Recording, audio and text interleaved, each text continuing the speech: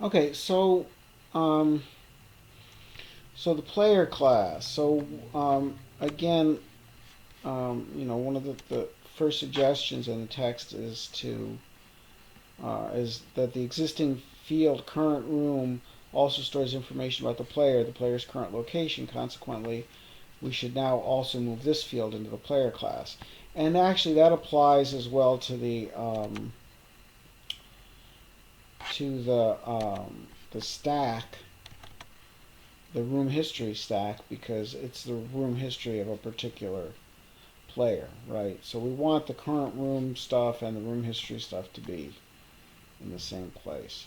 And I'm going to, just to avoid, because we're using um, current room and room now, and those seem like the same thing to me. So I'm going to rename, where we have current room, I'm going to make it be.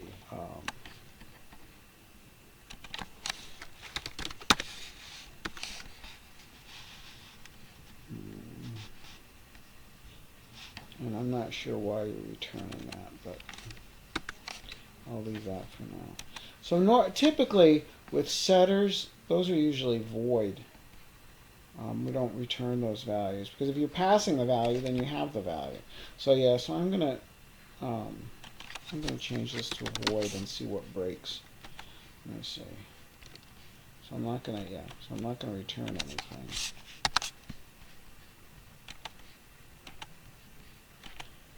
And then here, you already have the current room. So you don't need to do this assignment here.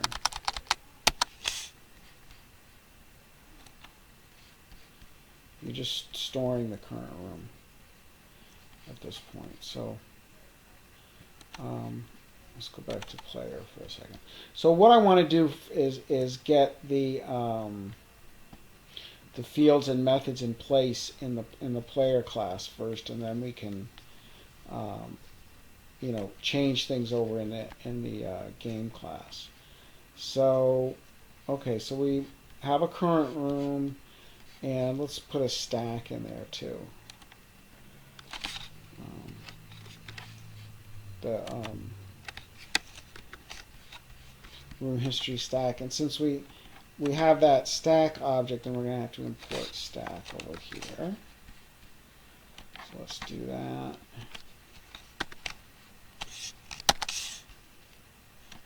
Compile. Okay.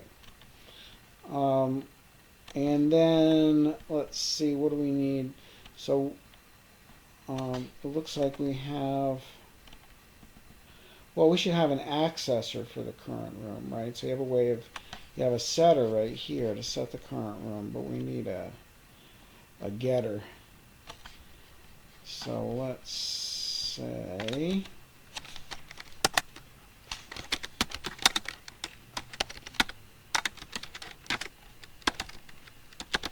get current room, and that will return current room.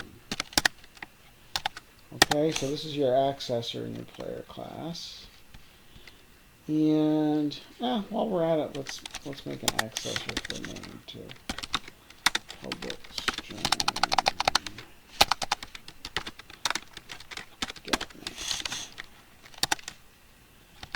and then just return name. And let's see, what else do we have that has to do with the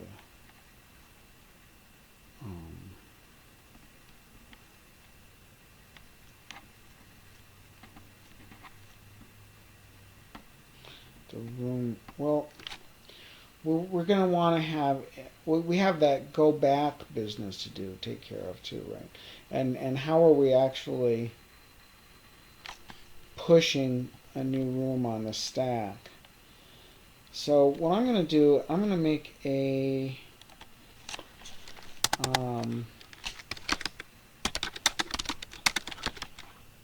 enter room method here. And you can say if the current room is not null, then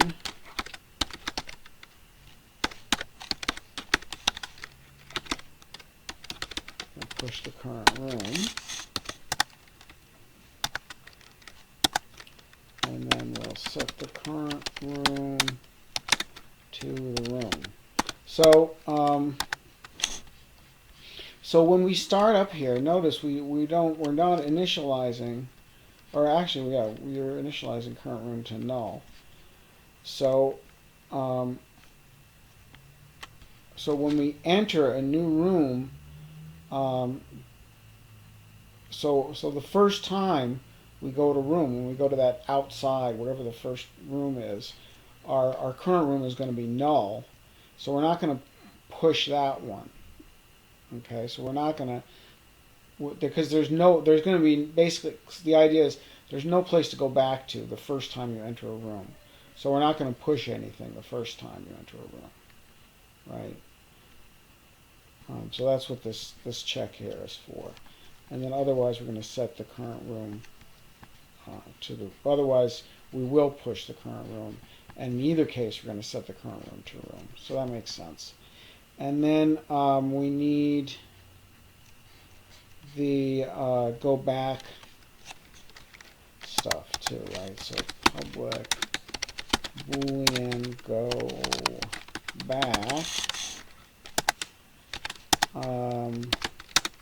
So there we want to, this is where we want to do the test to see if the room history is empty. So yeah, so what I'm thinking here is, let me close this for a second, because we have in game, we have a go back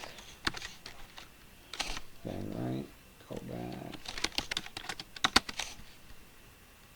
Oh no, we don't. How do you do that?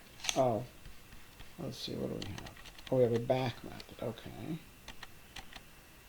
So in the,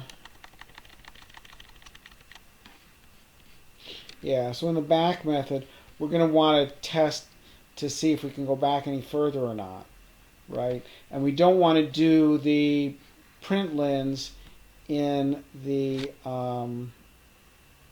player class, right? So it's the player is going to have to check to see if you can go back any further and return true or false accordingly. So so what we want to do is if the room's empty, we return a false, meaning we can't go back. Otherwise, we'll say let's get the previous room. So we'll pop the previous room off of the stack. And we will set the current room to the previous room.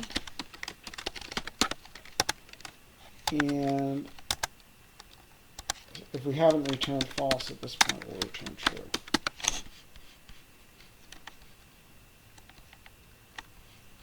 Okay, oh, and we need to close that off. So let's compile that.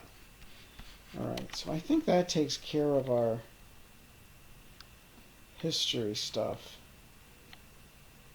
Or I mean our room stuff. So we need to go back in and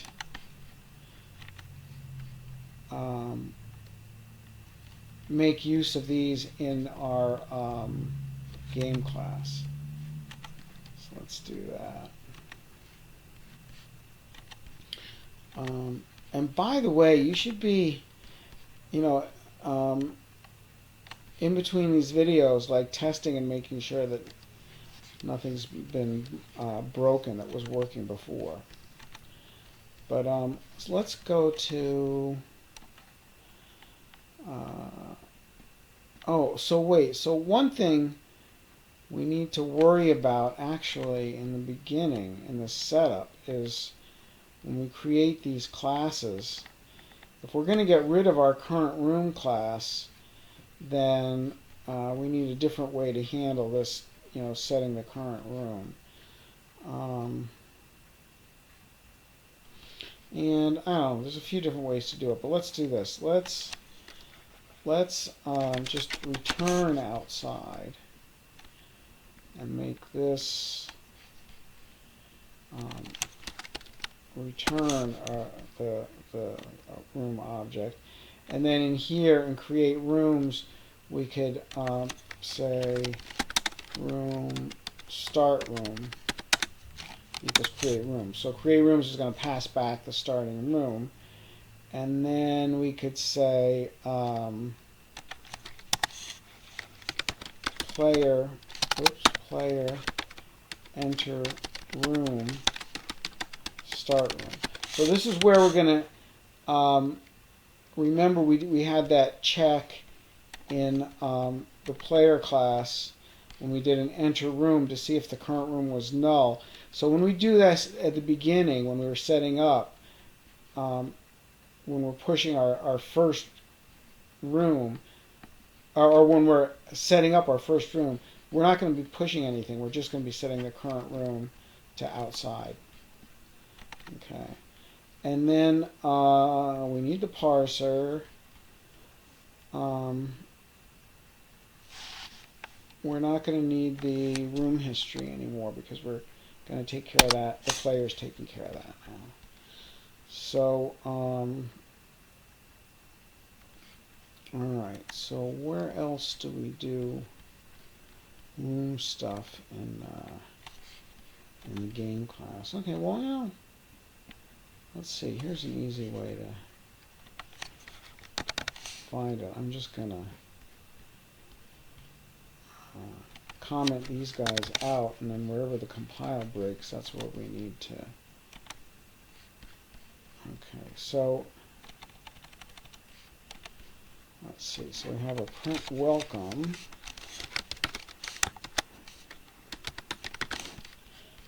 So there, how do we want to do that? The player should be able to get the long description. Did we write a, so that means we need to write a long description, a get long description method in the player, right? So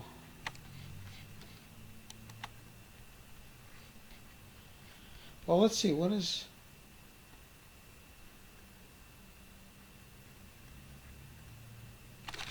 how are we getting the long description before? Okay, so oh, okay. Oh, we just had a get long description method in here, right? Is that it? No, so it was something else. Yeah. Oh, it was in the current room. Right. Okay, so instead of having the current room do it, we want the player to do it. So let's see, player.get long description. So let's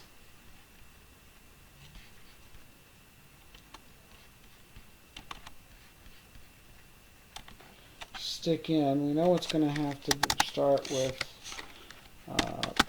public string get long description, right?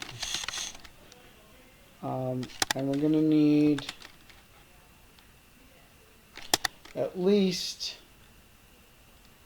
well, for now, let's just return current room get long description.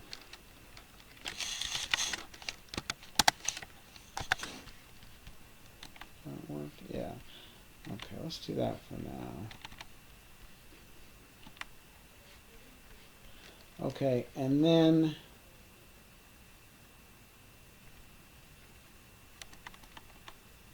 oh, right, we don't have a current room anymore. So what are we gonna? How is go room gonna work now? let's see, because we want to make use of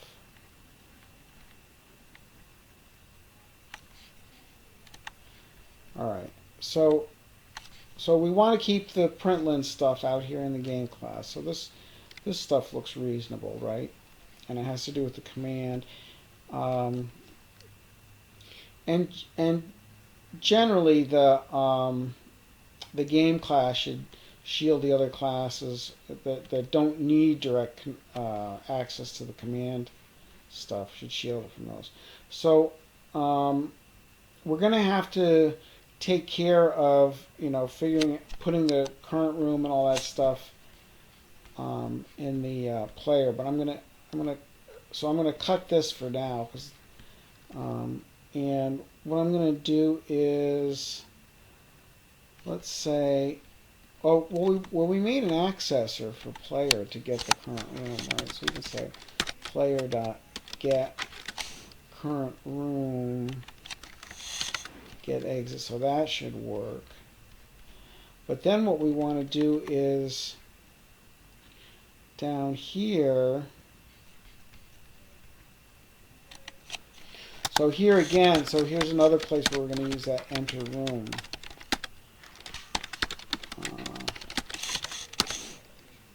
Next room.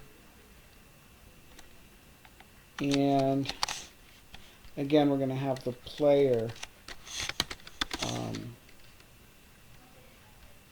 give us the long description. So let's see, what does that leave us? Okay, so then in the take, we have to figure out how we want to handle that. So let's see. Item name. Oh yeah, so here's where we need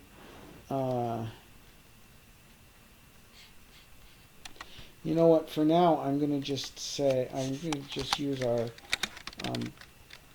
player dot get current room, because we're going to have to, because we shifted the items over to the player, so we're going to have to do something about that too. But for now, let's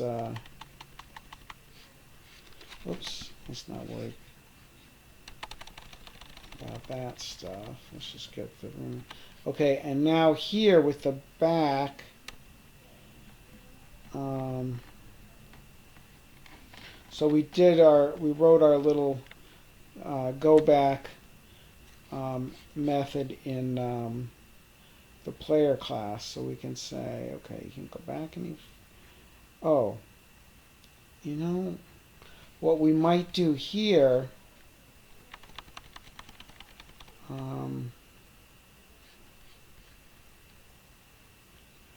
back,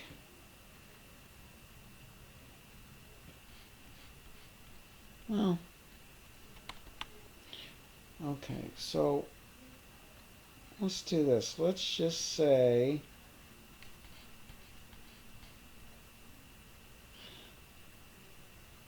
let's do this. Let's say if, because remember our player dot go back is a boolean, right? So if we can successfully go back, right? So if there's a room to go back to, then we'll print out the long description. Okay. Else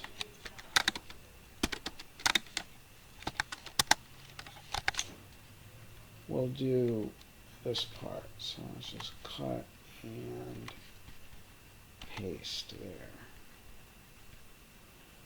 Okay, and we're not worried about that stack anymore in here, because the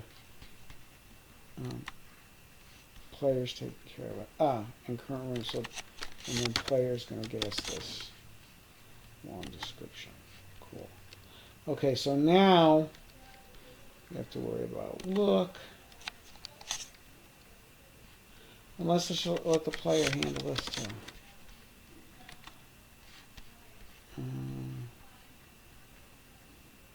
Let's see. Is there anything else? Oh, compile the new errors. Okay, so yeah, so definitely test this out.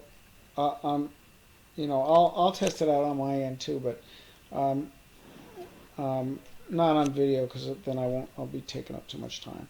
But test it out and make sure that you're still you know, going into rooms and backing up okay. And then we should be able to just completely take out these things. So test those out and then check out the next video.